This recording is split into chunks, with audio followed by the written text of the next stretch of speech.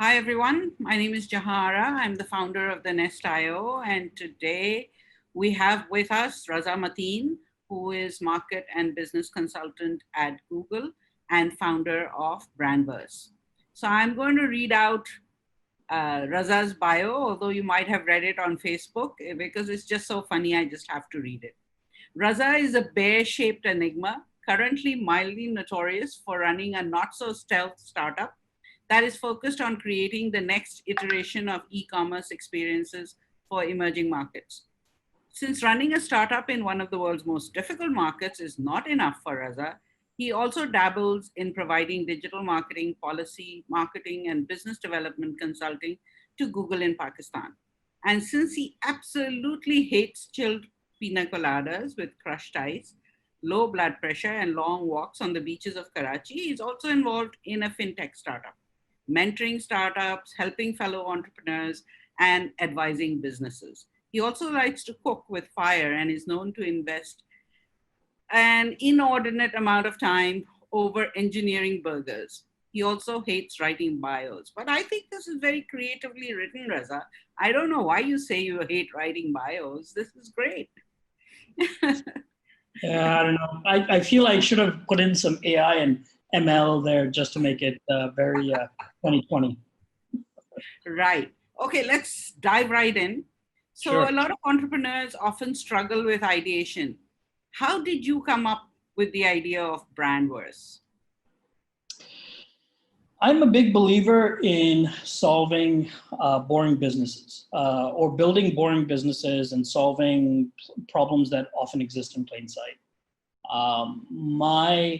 When people ask me what to solve for, I say, or what the next opportunity is, my answer to most people is look at what you know best, and that's the environment around you.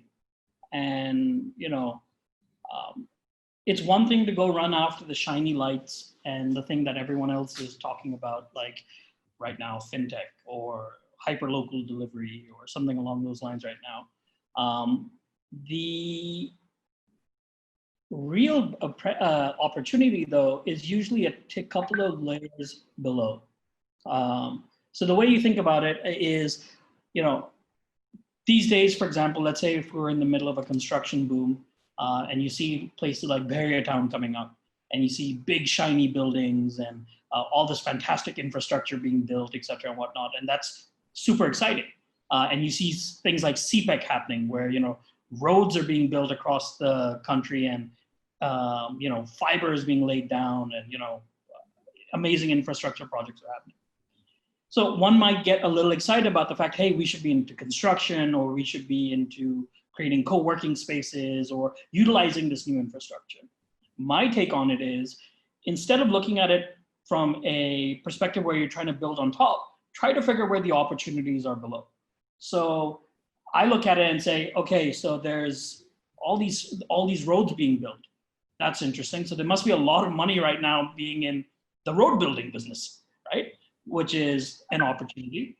But even better, the guys who supply the stuff that makes the roads, they must be doing gangbusters business. But even if you go one level lower, and because every time you get a little bit lower, the competition gets a little bit less, right? Because it's, again, more boring, less sexy of a business to be in. So I'm looking around a construction boom that's happening, and I'm saying, you know what the best business to be in right now? It's to be in the business of producing tar. Because with every kilometer of roads that are being built out, all right, across this country, the tar business got to be pretty good right now. How difficult is it to get into that business and do something innovative there to be able to capture a large part of that upstream challenge? So that's the way I look at opportunity, right? Which is to find the boring in the sexy, right? Find the thing that no one else is really looking at and solve for that. So related to Brandverse, from tar to e-commerce? Yeah, absolutely the same thinking there. Everyone agrees that there's a huge rush for e-commerce. Everyone wants to be selling something online. COVID has only accelerated this sort of requirement. And that's why Raza Matin is smiling. Well, yes, I'm smiling right now because everything is going to plan somewhat. But, you know, in order to sell something online, you need to first present it. If you can't present something online, you can't sell it. I mean, it's very difficult to sell a piece of clothing, a phone, a watch, a piece of, well, or for that matter, you know, a bag of bread or, you know, cornflakes online, unless you're able to show that to a potential client. Now, given that we're unable to, if we're unable to show products properly, we can't inspire confidence in people to transact digitally. So, you know, 2 years ago, I was again looking at this industry and saying, where's the tar-like opportunity here? And for us, and what sort of the insight was, the tar-like opportunity is actually product content, right? How do you help businesses accelerate their digital transformation? How do you help brands and retailers accelerate their sort of ability to sell online and service their existing customers online? And a whole bunch of other problems within the industry. How do you solve for that? The answer was surprisingly very boring. It was better pictures, better descriptions, better data about products. And if you're able to answer that, you're able to solve a lot of different problems. It's kind of like, you know, everyone has cars or bikes and everyone knows that transportation depends on some form of a wheel. But how many people do you know today that are solving for a better wheel or improving upon the wheel? There are very few, but the guys who do, they'll be trillionaires, right? Because it's one of those, again, one of those inescapable requirements. So that's the way I sort of think, and that's what Brandverse does. Brandverse really focuses on enabling better experiences for users, accelerating transitions for existing brick and mortar businesses. But for businesses that are just starting up, we're also eliminating the challenges it takes to get up and running. And the example I give is that, you know, there could be a on-demand delivery player that needs to start a grocery delivery service yesterday. We can help them get them started because we have the data they require to populate their online store, their app, et cetera, and whatnot. And we can do that very, very quickly. Okay, so when you started just over 2 years ago, you had this vision, you were so excited about it. I think everybody you knew heard about what you wanted to do. How did you convince that first customer that, you know, this actually made sense? Because you were going basically at that time after people who were not online and who didn't really understand online, right? The online business. Before I answer that, I have to take a 5-second segue. 1 second. Okay. I just have to say someone's knocking on the door and they're incessant. Okay, all right, go ahead. So guys, if you have any questions, please start putting them up so that if they're very interesting, I'll ask Raza before I even get to my own, all right? Yeah. All right. So the question was, how did I convince them to convince that first customer? Because you know what you want to do, you know it makes sense. Mm-hmm. And very often the hitch is that the customer really doesn't, because they haven't been involved in online business, right? I think the reality is you need to first build confidence in yourself with respect to what you're doing before you do that for anyone else. And if you do not fully believe in what you're building, and if you cannot sell this idea to yourself, to your friends and your family, then there's no chance you're going to be able to sell it to a commercial party, right? And for me, it was the process of coming up and articulating this idea in a fashion that I felt was compelling, and then literally workshopping it with my friends, family, with close associates, a lot of them which are common, and literally asking them, poke holes in this and tell me why this is wrong. Don't tell me why I'm right and, you know, stroke my ego. God knows that doesn't need to be done, right? What you need to do is help me poke holes in this and tell me why this can't be done. Because unless I'm able to defend my own idea to you, there's no way I can take it to a third party and ask them to give me their money in return for this service or give me this money in return for equity, right? It just doesn't work. So build that self-belief, spend a tremendous amount of time articulating the idea and really being your own worst critic, right? And you know, a lot of people come up with an idea and they'll come up with a pitch deck and they'll go running and start socializing the idea. I spent the better part of a month and a half building out what I felt was a very intricate presentation, right? To help explain my idea to people. But in doing so, every day I was able to expand upon that idea a little bit more, think through it a little bit more. And that incubation period in my head really did help sort of make sure that the idea was well articulated enough that when I did finally present it to people, they thought, you know, this was the work of many, many people, but also a lot of time had gone in, which to a certain extent had, but at least it's shown through, right? Okay, so Raza, I know personally how much time you spent in putting together just the right team. You looked for people, you went after them, you convinced them. So they were, I think, the first level of people that you had to talk to and convince that this was a great idea and they should come on board. And these were people, you know, very talented, well situated in what they were doing, and yet, you know, you were able to bring them on board. So can you take us through that process? Because for a startup, that is really the most difficult thing, finding people who believe in what you're doing, coming on board and taking that risk with you. I think it goes down to the same thing. If you can't convince yourself, how can you convince someone else to take that leap of faith with you?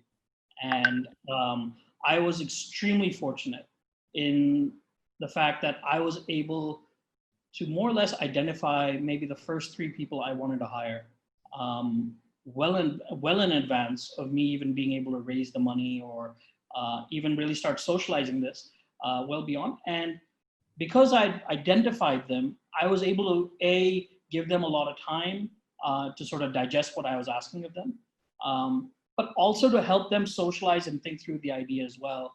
And when the time was right, when I went back to them and said, "Will you now join me?" At that point in time, you know, we were 3-4 months into that sort of, if you want to consider it a hiring process, call it a hiring process, but and Actually, team building process, right? Yeah, I mean, the idea was, you know, typically when you go hire someone, you don't have these hour-long conversations about culture, about what you want to build together, et cetera, because you're hiring for a specific role and you have a need. But in this case, when you're the first couple of people you hire, they're so critical to the culture that you're going to develop in an organization that they need to be exactly at the same wavelength with you across all aspects of the business, including the dedication, the thinking, the way we're going to treat people, the way we're going to work, and the principles that we're going to stick to. So I was super fortunate to be able to not only hire those 2 or 3 people very early on, but the thing that gives me the most pride is the fact that those 2 or 3 generals, the way I like to think of them, they're my generals, they have carried on that, carried that sort of torch and that flame, and they're inherently responsible for delivering that very same culture or vision that we agreed to 2 years ago. And they do so every day. And I have no, you know, if they are watching for whatever reason, I'm not sure why you're not. But you know, those 2 generals, they're 2 people, right, that are incredibly key. One is Shamail, who's our head of service delivery and service design, and the other is Kuratalen, who without her we wouldn't be able to actually photograph anything at all, because she heads up a very large team of imaging operations. And you know, the third person who's the most critical to our success, beyond myself and my co-founders, and I do have 2 fantastic co-founders as well, is actually our writer, who, you know, he was actually employee number 1, right? When we had nothing, it was just him and the co-founders. And, you know, without him, none of it would work, because that's the glue that's required in order to get everything done, right? So we were very, very fortunate. How important was it for you to raise funding before you actually really got cracking with this? In our case, incredibly important, primarily because we are a very big bet. What we aspired to do, which was effectively document the retail world or create an equivalent of what Google Maps is, but for product, it's a massive undertaking. And a massive undertaking typically is capital intensive.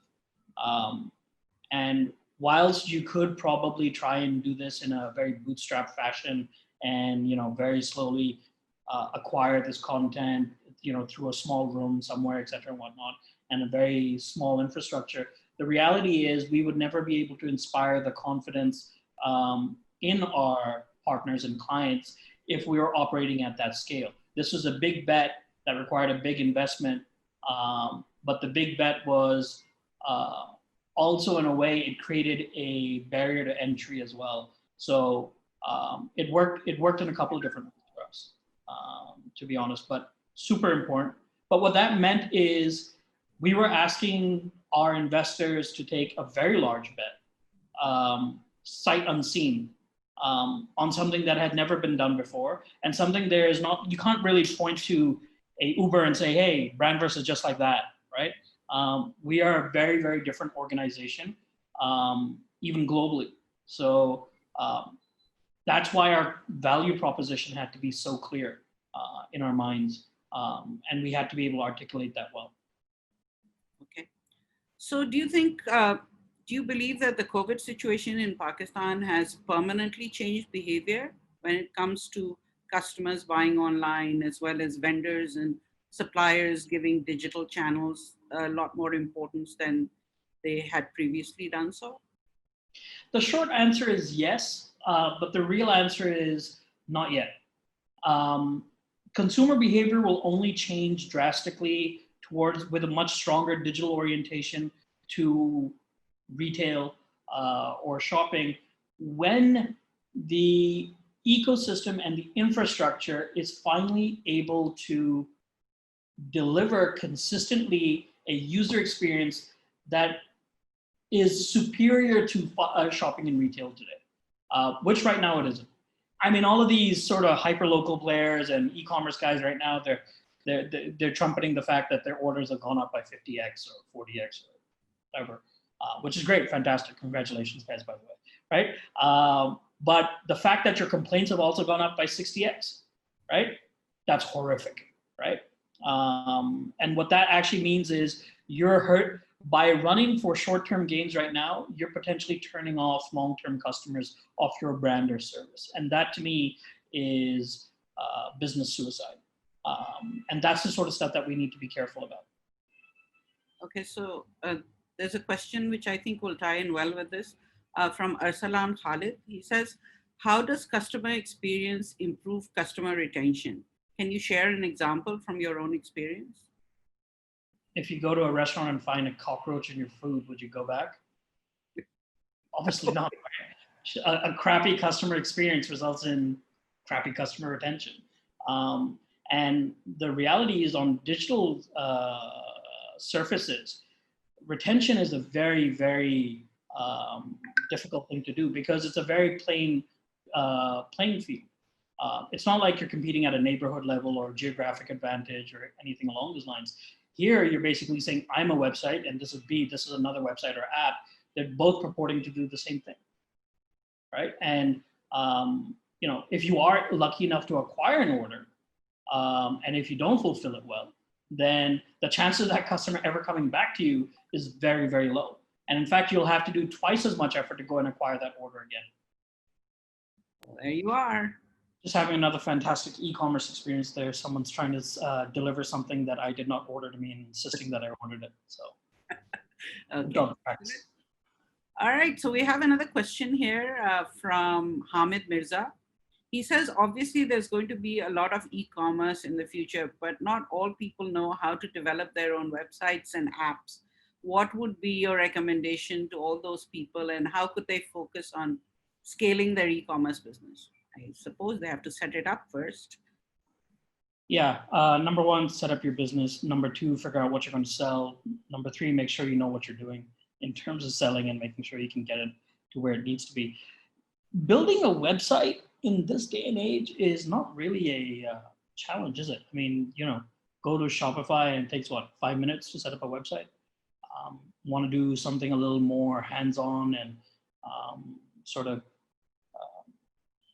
maybe technically challenging or demanding, then maybe you set up a WordPress site and set up e-commerce on that.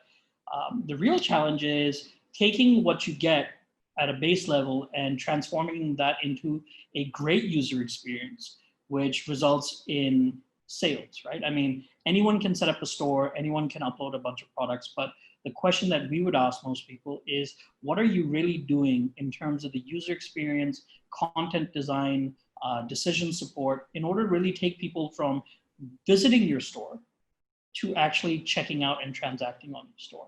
There's a bit of an art, there's a bit of a science to it. And when you're selling a product that other people also sell, your only differentiation is the user experience. Much like when you go to a grocery store, the grocery store that you pick where you shop at will either be determined, the reason why you're shopping there is either location, price, or the environment, right? So decide what you're going to compete on and double down on it. In terms of how do we get more retailers online, how do we get more people online, that's something that we're solving for at Brandverse as well. We're thinking through what is the fastest way we get your neighborhood grocery store, the guy you buy your mobile phone from, the guy you buy your appliances from, the guy you buy your household goods from. How do we get all of those guys online as quickly as possible? And I think we've got a solution, and we'll be sort of revealing that over the coming months or so. But the gist of it is that we feel that we can bring in a retailer that pretty much sells anything in terms of a standardized product online in 15 to 30 minutes. And that means out of the box, from the time they sort of start working with us, in 30 minutes, they should be ready to accept their first order online, from their existing set of customers. All they need to do is put up a sign on their store or send out an SMS to all their customers and say, hey, now you can shop at so-and-so.com and it's my storefront. Right? So I think that's super exciting, and that's something we're working towards. How are you looking at this? Is it going to be, are you expecting a lot of people to just move online, or is it going to be a hybrid? They're going to retain their storefronts and also go online. What percentage do you think? I don't think brick and mortar retail is going to go away anytime soon. It's just not possible. And frankly, our infrastructure is not ready to, it's creaking by just, if we're trying to just move a lot of transactions over the last 2 months to online, it's creaking as it is. So there's a lot that needs to be done in order to make sure that we're able to, I think a lot of investment needs to happen into infrastructure before we're able to even consider moving 5% of retail to online. In terms of how fast we see this change happening, I think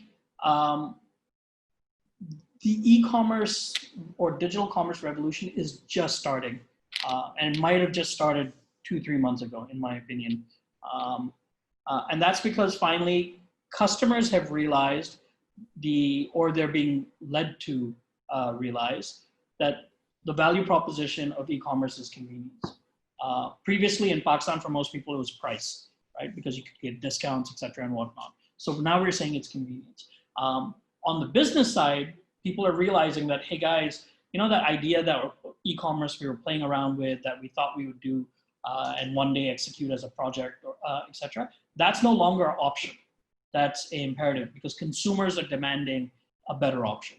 So, I think acceleration from here on out will be pretty quick. The hockey stick sort of growth that we saw in places like India, et cetera, and whatnot, a few years ago with e-commerce really blooming and becoming a cottage industry, I think we're going to start seeing that now in Pakistan. And, for better or worse, yes, it may have been triggered by COVID, but we were sort of building up to this in bits and bytes over a period of time anyway. Do you think it's going to happen only in major cities, or do you think it's going to go into small towns, villages, perhaps? Well, I think e-commerce has different value propositions for different people, right? In metropolitan cities, it's about convenience, potentially speed of delivery, speed of fulfillment. It could be about price. In rural communities and rural areas of Pakistan, it's about assortment and options, right? If you're in a tier 3 city, you do not have even remotely the number of options at retail that you do over here in a metropolitan city like Karachi. So for them, the more accessible e-commerce becomes in terms of user interfaces, experience, and socialization, then that value proposition alone will sort of drive growth in rural e-commerce. And I don't know the numbers off the top of my head, but I'm sure it'll grow aggressively. Okay. So Harun Malik wants to know, digital payments has been an issue while doing e-commerce business in Pakistan due to low credit card penetration. COD is risky and always imposes threats. What's your take on this? I don't think digital payments are an issue. I think the issue is that e-commerce retailers do such a crappy job in Pakistan of fulfillment and customer service that consumers are hesitant to prepay, right? And for good reason, right? I mean, if you look at a lot of what happens or transpires at the doorsteps here in Pakistan, where wrong products are delivered, fake products are delivered far too late, beyond when maybe the use case for that particular purchase might have even expired. People and consumers are very, very correctly, very suspicious about doing a transaction online. Someone as attuned to e-commerce design, and I am someone who shops almost exclusively online outside of my groceries, and I'm working on the grocery piece as well. For me, I tend to now veer towards COD because I don't want to receive an email 10 days later saying my product has not been shipped because we're out of stock. You knew it was out of stock 10 days ago. You just waited 10 days to let me know. And now I'm super angry because I could have gone and bought that particular product offline in that meantime. So it's not an issue of payments. I mean, the great payment companies out there solving for these, whether it's credit cards, debit cards, IBFT, like I mentioned, I sit on the board of a fintech that solves for this exact problem, which brings a credit card-like experience to bank transfers, for example. Or IBFT. These are problems that we're saying payments is the problem, but payments is not the problem. It's the user experience. The user experience is so bad, so unreliable, that you haven't given anyone an option other than to use COD, right? So maybe start looking there first. And I would argue retailers that consistently deliver online have a higher bar of customer service, probably even process refunds quicker, for example, will likely have a much higher prepayment rate, which sort of makes sense, right? People trust them more to do the right thing. So it's a question of trust. Well, it's a question of customer service. Why, Amazon never had to do COD. You know why? Because they stood behind their products, they stood behind their service, and they were not willing to sacrifice the customer experience over 150 rupee or 350 rupee shipping charge ever, right?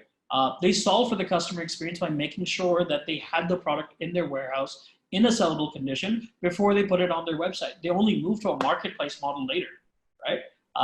We haven't been able to figure out the warehouse piece, and we've moved to the marketplace model, and that is ripe with all sorts of challenges.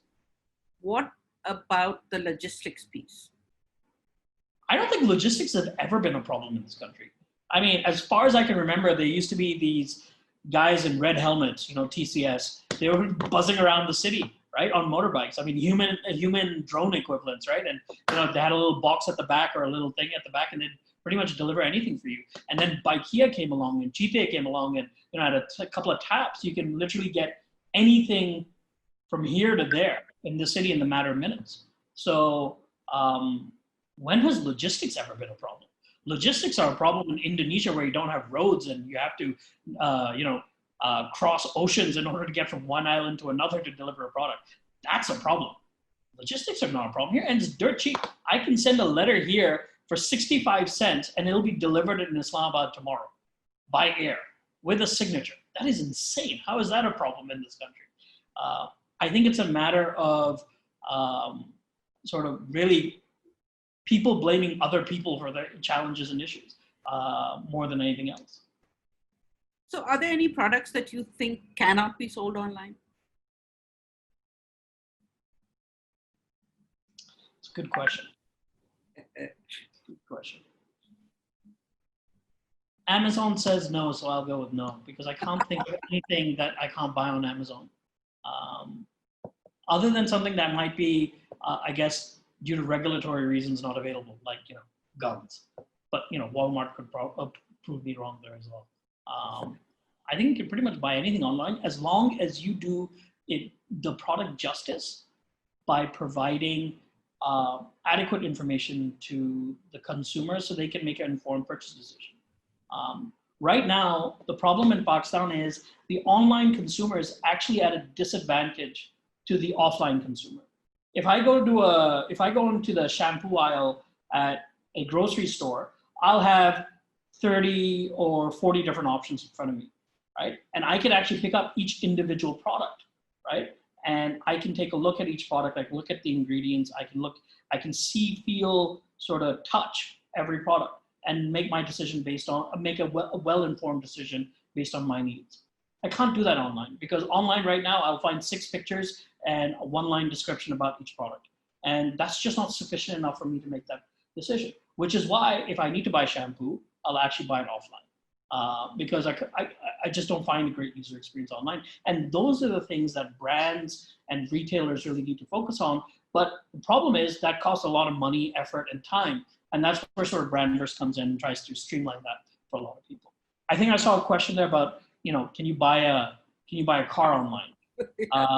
I'm not sure on Amazon, but I'm pretty sure Daraz is selling Toyota cars. So yes, you can. I bought during the lockdown, I bought an air conditioner, refrigerator, a computer table, all sorts of things online. I went crazy. So I think even in Pakistan, if you find the right place to buy from and it's delivered, I mean, all these things were delivered to me the very same day, installed the very same day, I'm happy. So I'm a happy customer. I will go back to the vendor again. I see it no different than what Mudassir and Magnus did with Kareem, right? Yeah. What used to be a service in Dubai where you'd have to call up someone and then the car would show up, they basically transformed into an app, right? And if you know the person on the other end, or you know where a product is available, right now getting it to you anywhere in Karachi is a matter of just calling them up or WhatsApping them, and the product magically shows up. So the question you need to ask yourself is, as e-commerce providers, et cetera, you're not competing against a person walking into a store and buying a product. You're competing against a person WhatsApping someone they know and saying, hey, I want a new AC. Can you send me this particular model? And it shows up 45 minutes later, right? And it's installed. Can you as an e-commerce service provider provide that level of experience? And the answer for most people is sadly no, right? But that's what you need to compete against because that's already here, right? And this model has existed in Pakistan for decades, right? The idea where you could call your grocery store guy and he'd send you the groceries in a basket, in a matter of 15 to 30 minutes. It's existed for years. We've been doing hyperlocal before it was trendy and a word. Yeah, we just didn't know it was hyperlocal. No, we just called it, the Kiryana store. Okay, now that you've mentioned the Kiryana store, so we've seen some recent investments taking place in B2B marketplaces. What are your thoughts on that? There was some recent capital injection into Bazaar. I mean, folks like Bazaar, Tajer, and on the payment side, folks like Hubble, et cetera, and whatnot. Plenty of opportunity wherever you look, right? I mean, the reality is that that is such an underserviced part of the market, yet they contribute such a large amount there's such a large amount of the retail economy that it inevitably makes sense that someone's going to look there and say, hey guys, we can aggregate this, and at scale, we'll be able to make money by doing what larger distributors can't, which again makes sense. It's no different than regular airlines versus budget airlines, and budget airlines bank on operational efficiency and technology to be able to render the same service of moving someone from point A to point B, but do so at a lower cost, right? And that's more or less what Tajer and Bazaar are trying to do, where they may try to deliver products by a rickshaw as opposed to a 4-ton diesel truck, right? And an assortment of products as opposed to just delivering a pack of Coke. So makes sense. A question from Mohammad Safiullah Javed, who says, since COVID-19 completely transformed the market, what categories are best to work on right now, except for the medical category? I don't think there is a best category, right? I mean, to be honest, people still need everything from diapers to groceries to batteries. I mean, I'll give you the perfect example of this challenge. During the initial part of the lockdown, for the first month and a half, I needed light bulbs. I could not, all the electrical stores were closed, right? Your Imtiazes, Hyperstars, etc. and whatnot, they were stocked out. I literally, for the better part of 45 days, could not find a quantity. I needed 24 light bulbs, right? LED light bulbs. I could not find them, right? And I ended up trying to order them online and everything. I ended up giving up. I ended up eventually calling a Philips distributor somewhere who connected me to someone who said, yeah, he'll deliver something on, some guy will come by on a bike and deliver these bulbs to you. But there you go. Go online today and find me a place where you can buy light bulbs consistently and they'll be delivered. You can't. But the reality is, at any given point in time, there are probably at least 1,000 people in Pakistan searching for a way to buy light bulbs, right? And there's an opportunity, right? Everywhere is an opportunity online. It's just about delivering that user experience. Okay, there's a question here from an anonymous attendee whom we can probably guess who this is. Do you think drone deliveries will be a good option for Pakistan, and how much time will it take to be accepted by the people? No, I don't think it's a good idea. Have you seen the state of our streets? Have you seen the number of cables hanging around everywhere? And we're barely able to get electricity and internet consistently to our house. It's a whole nother thing to navigate that jungle of wires before we can get drone delivery sorted out. That being said, will it happen? Yes, sooner than later. Is it going to happen, in my opinion, in the next year or 2 years? No. There's also a cost element, guys. The reality is, if I can move a product from point A to point B in Pakistan for fractions of a dollar, how much efficiency is a drone going to get me? Because that human drone, he can carry about 6-7 orders worth of goods. That a drone that you're going to fly, probably not. Okay. All right. There's another question here. Where did it go? I just had it. Yeah. Can our startups create massive companies just by focusing on the Pakistan market, or will they eventually need to consider going regional? Solve for Pakistan, and when you solve for Pakistan, you solve for at least 1 billion people. So don't worry about regional expansion. Just if you do well here, you will solve for everyone else. And if you think about, I don't want to say that Kareem solved for Pakistan first, but if you look at what Kareem does, it's the same product, more or less, that scales across different markets. It's Food Panda is the same product that scales across different markets as well. So solve for a problem well in one market. Inevitably, there will be other markets that share many of the same characteristics, and your product will scale there. And one of the things here, guys, it's okay to aspire to be a $100,000 a year company. It is okay to be a $500,000 a year company. And it's okay to be $1 million a year company. It's great to be $1 billion company, but you don't have to be $1 billion company, right? I'm sure 99% of most people, 99% of people in Pakistan would be happy to be an owner or a part owner of $1 million company, right? Yeah. And if that's the case, then why do we have to try and build $1 billion companies, guys? So let's start with millions, and if we make some progress, then we'll consider a couple of $1 billion ideas as well. Yeah, you're quite right. Okay, next question. Jason Pereira says, Easy Makan is a home design and build e-commerce marketplace that also sells tiles, among many other products. What would you suggest or advise on selling tiles online in terms of the online presentation? And it's a challenge to sell online. I don't see why. It's no different than anything else. You have to figure, if you sell tiles, my question for you would be, if you go into a store that sells tiles, what are the questions or things that you do as a tile shopper, right? During that buying process? Do you feel the tile? Do you see the thickness of the tile? Do you feel whether it's slick or matte? Do you question its durability? Do you try to see if it chips easily? What are the questions that as a consumer you ask that you would want answered online before you hit add to cart and checkout? Do you need to see samples, right? If that's the case, why does an online seller of tiles not have the equivalent of a sample book that they can drop off to your house and you can see all the different samples, tiles, styles, and then on that basis make a decision, right? Why can it, if they can do it with eyeglasses, right, where they ship you 6 different styles and you try them on, and on that basis you make a decision, why can't you do that with tiles? Because I'm guessing the average order value associated with a house's worth of tiles will be much higher than a pair of glasses, right? So it's all possible. You just need to think through what the consumer needs are as a part of their purchase decision. Okay, this Muzammil Ghafoor wants to know how to make a social media user confident that he can ultimately convince him to lead to a purchase decision. Like some online stores show something, deliver something else, and as a result, that dissatisfied customer is hesitant to place an online order again. Well, you covered that, but how does he make somebody who comes online confident that what he's ultimately going to get is, is what he wants? What drives confidence when you go into a retail store and you are making a similar purchase? The confidence that you have is that if there's something wrong, you can go back to that store and the store owner will stand behind that particular product and will resolve whatever issues or concerns you have. If you express this concern up front, the owner will typically say, don't worry about it, I'm here, I will take care of your concerns when you come back, right?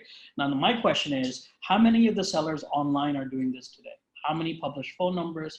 How many publish the phone number of the CEO? How many publish their contact address? How many people, what are you doing to develop trust between you and the consumer? Because remember, online, you're automatically operating from a level of distrust. Your starting point is, I don't trust this guy, right? You need to figure out a way to bridge it, right? And if you can't bridge it, then you don't deserve that sale because you haven't inspired enough confidence in that consumer. And if that consumer by accident does order a product and then is disappointed, you've just proven them right? That's it. How many times have you ever heard complaints about Amazon customer service? Anyone? No, right?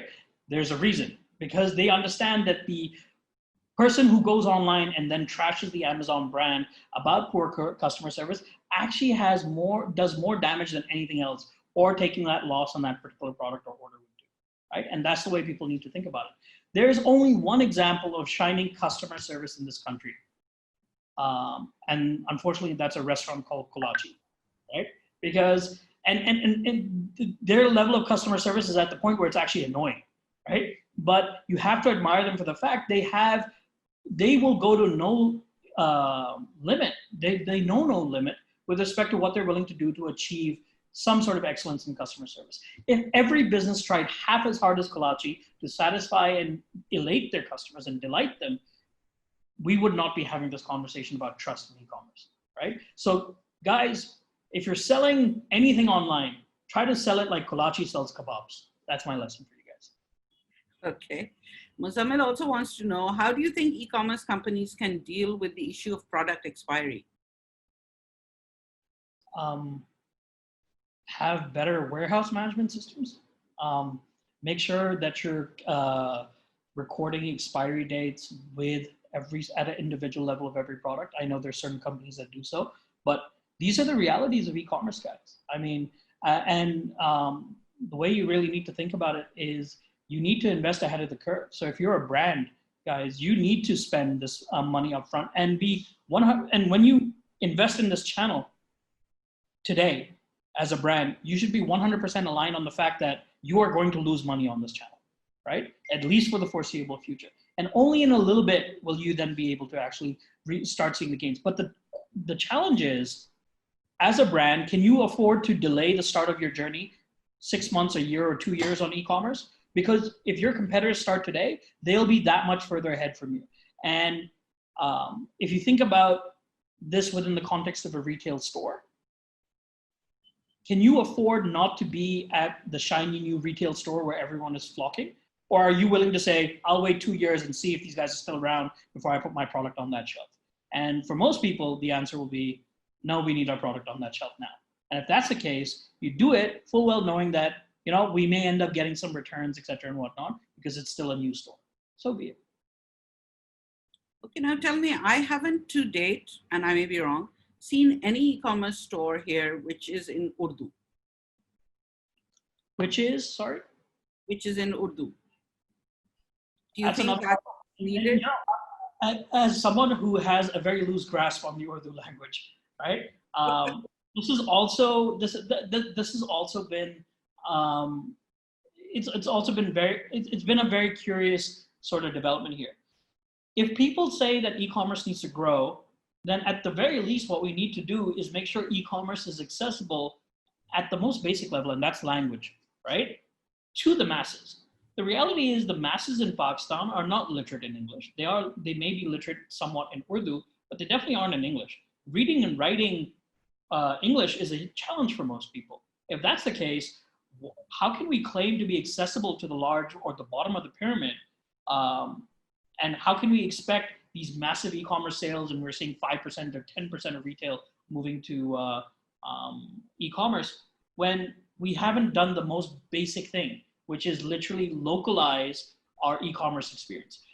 Most products will have their product descriptions and content in Urdu, at least on the pack, right? So it's not like the brands don't think this is valuable, right?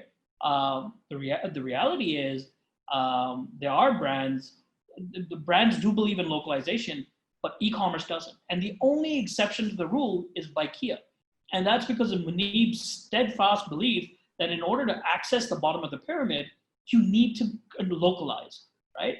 And it sort of makes sense to us. And as far as Brandverse goes, we are in an extended process of literally not only capturing all the content of a product in English, but we're also retroactively going and converting everything in Urdu. Because we feel sooner than later, everyone is going to need this data in Urdu as well. So we want to make sure that we're prepared for e-commerce 5.0, I guess, or whatever that might be. Okay. I think there are a few other questions. Yeah, online payment is still something that people are a little worried about. That's why investors are not investing, because they feel the online payment issue is still not solved. Also,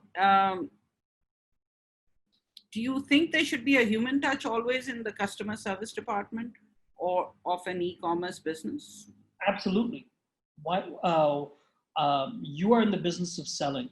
As it is, you don't carry the overheads associated with the retail space, the overheads associated with sort of a lot of the stuff that happens in retail in terms of servicing.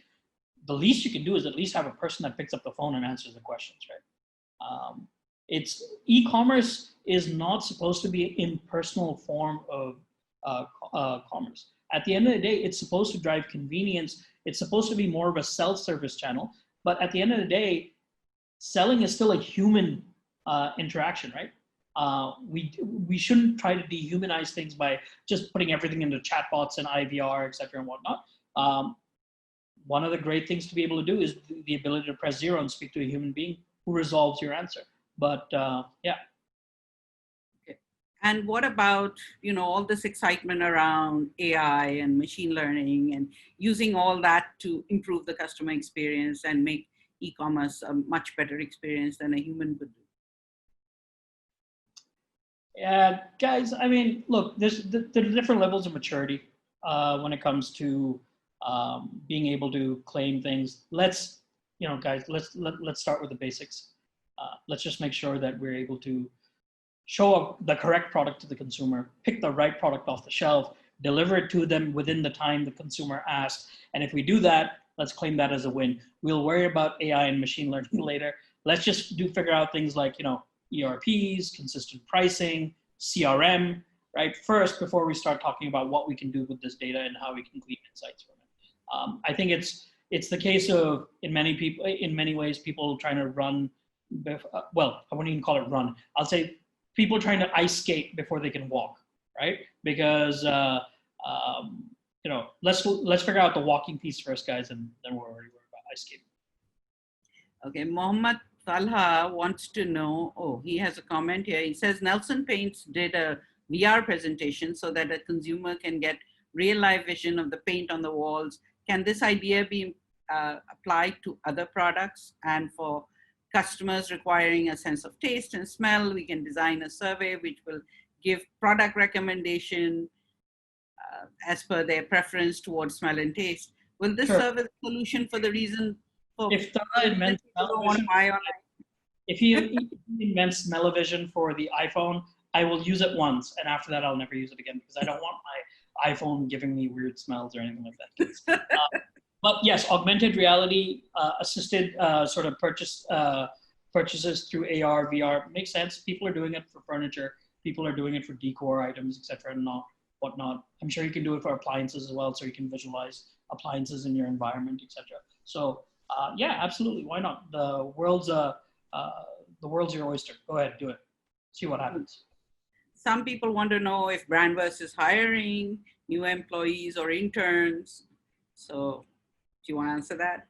We're always hiring. We're about 47 people today. We hope to be about 75 people by the end of the year. Um, we're hiring photographers, we're hiring content writers, we're hiring operational staff. Visit our website. Hopefully there's a jobs link there or something. I haven't been there in a while, but we'll figure it out. Get in touch. Show us your diligence. I'm sure you can email us something or another. Okay, so I think when we started our conversation, the impression I got was that, we had a question here which asked if you think the e-commerce market in Pakistan is saturated. But I think not. From what you said, we're just beginning, right? How can we say it's saturated?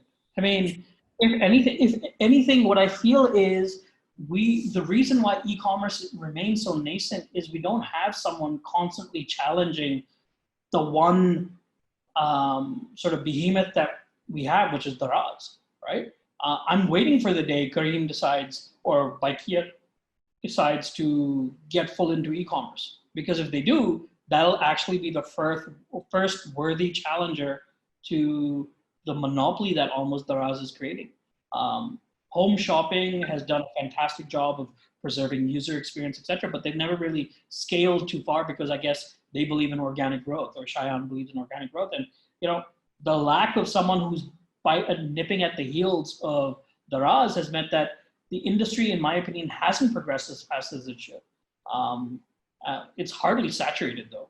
I mean, you can count the major e-commerce players on half of one hand, right? So, I was reading somewhere the other day that everybody expected that in the West and in China, everything would go online.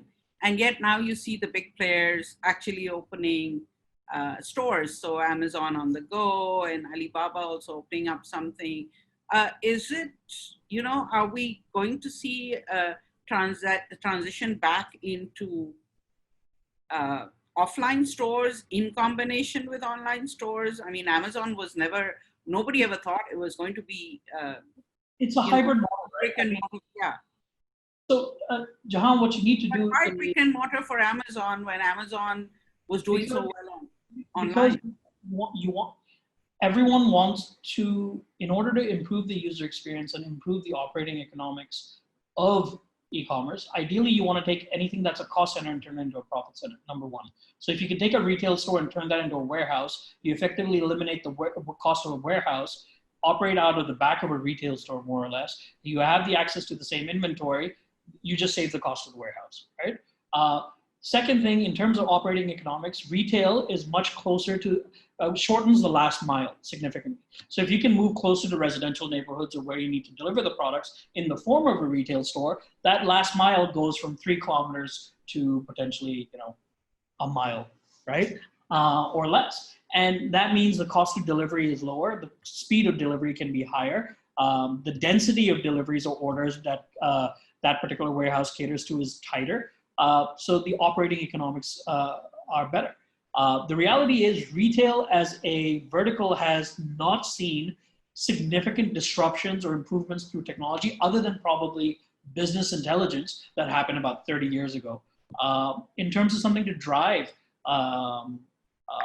improvements, right? So now with the technology giants coming in, like Amazon with the Amazon Go solution, Alibaba with their former retail, etc., they're saying, why can't we turn effectively our warehouses into retail and bring the warehouses, microsize them, bring them closer to the consumers, but also turn them into experience centers.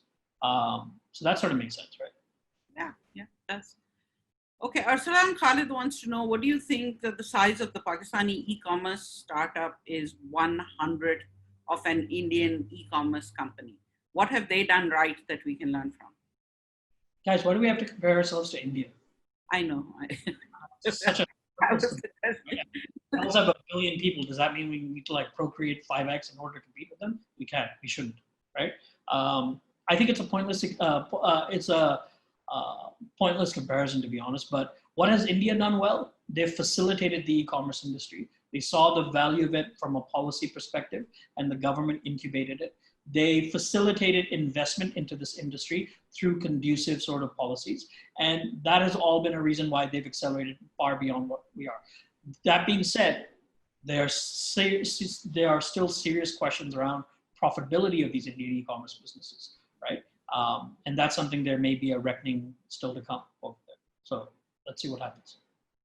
Okay. Tala Izhar wants to know, any plans of expanding beyond Pakistan for Brandverse? There's definitely a lack of players. So where are you going next week? Qatar. No, we're ready. He's coming to we're Qatar. coming to a Middle Eastern country near you very soon, hopefully. Okay. And Mohammad Umair Nizam wants to know, is in Pakistan, is there more potential for specialized e-commerce stores? The question you should ask yourself is not whether there's potential for it.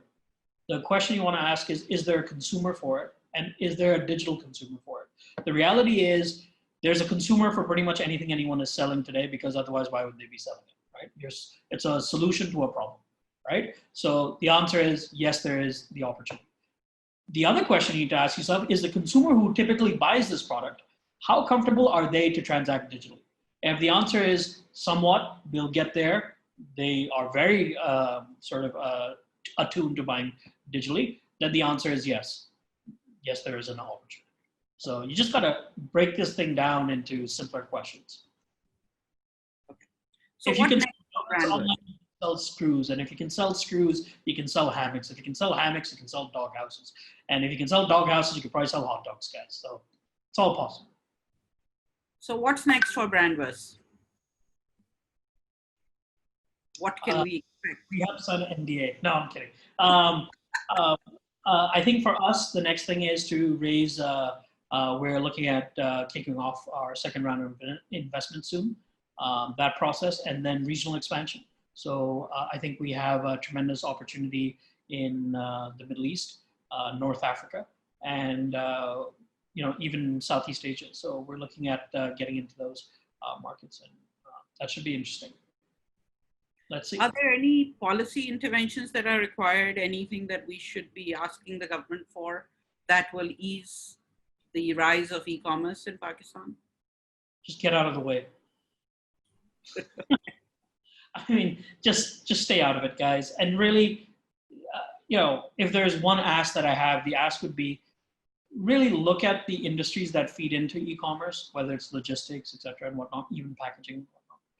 And if you really want to accelerate the growth of e-commerce, figure out how do you create a conducive environment, and I'm not talking about loopholes, by enabling those inputs into the industry to contribute and play a more meaningful role. Right now, they're just suppliers, right? Or they're vendors. What can we do from a policy perspective to really improve their involvement? Because the minute everyone gets together on one table and says, we are all aligned towards growing e-commerce, right? Then I think a lot of things will get solved out. Right now, I think we just have too many different voices pulling in too many different directions. And whilst everyone is talking about solving for e-commerce, the reality is they're all trying to solve for their own business needs, whether it's logistics or finance or payments, et cetera. Okay, so e-commerce, big e-commerce, online, that's one area.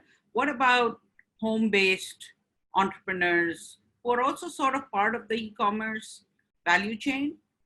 Do you think there's room for them, or do you think that they should all sort of get together and be on one platform? Look, e-commerce cannot become the exclusive domain of large retailers or the Razas, et cetera, and whatnot. For e-commerce to become the dominant form of trade and transaction in this country, it has to be inclusive. And when I say inclusive, I mean it both on the gender level, but also inclusive in the sense that it needs to be where anyone who sells anything should be able to do so without a great deal of friction or effort. In fact, the bar for becoming a e-tailer should be significantly lower and easier to traverse than that of brick and mortar retail. And I think there's a lot of work that needs to be done there in order to make that happen. We're certainly doing our part, but you know, the reality is, as Pakistan, we can't afford to convert or lose our retail infrastructure just to e-commerce either, because the retail infrastructure also employs so many people. Where are all these people going to go? We can't have, at the same time, we can't come into an apocalyptic or a situation like what we saw with the US, where you have these ghost malls, right? That are completely empty and flooded, et cetera, and whatnot. Because whilst there's it makes for great photography, right? The problem is there were thousands of people who used to work in those malls, right? And as it is in this country, we have a shortage of jobs. So we need to make sure that as e-commerce grows, so does the number of people it employs. But more importantly, that as it grows, we figure out a way to pay people better, not just give them crappier jobs, right? Where, packing in a warehouse or something along those lines. Right. Great. I think we've covered most of the questions. There's some that do not relate to e-commerce at all, so I'm not going to pick those up. But otherwise, I think we've answered all the questions. Is there anything that you think we've missed out, not asked you, that you would like to say so that people who are looking at the e-commerce area will learn something new? Like everything else, success on e-commerce is not something that you should expect overnight. It's something that you have to work at. It's something that you have to invest both time, effort, and money in. If anyone tells you otherwise, they're lying through the teeth and trying to sell you something. But if you need photography for your e-commerce website, then you can come to me. And then we know where to come. Yeah, exactly. But I'm not trying to sell you anything right now. So that's I've heard great things about the photography equipment. Somebody was telling me the other day who's used your facility. So I must come and see it. Yes, please do. Everyone's welcome. Don't come all at once because, we're doing social distancing. Thanks a lot, Raza. It was great talking to you. And I certainly learned a lot about e-commerce today. And hopefully we'll see a marked increase in e-commerce businesses in Pakistan doing a better job than some players are right now. Yeah, I mean, I would say, guys, you need to do better. Whether it's Daraz, whether it's anyone who's doing anything in this space, there's such a long way to go in terms of improving the overall experience. But the good thing is, if you do a better job, you will be more successful. You will make more money. So what are you waiting for, right? Yeah, exactly. Exactly. Get up now and start. Yeah. Go fix it. So everybody, Saklan says, fantastic discussion. New insights on e-commerce. Thank you. I couldn't have said it better, Saklan. Thank you very much, Raza. Thanks for your time. I know you're very, very busy just having launched Brandverse. And we will be on the lookout to see what you do next. Thank you. Appreciate it. Thanks for the opportunity to go on the soapbox.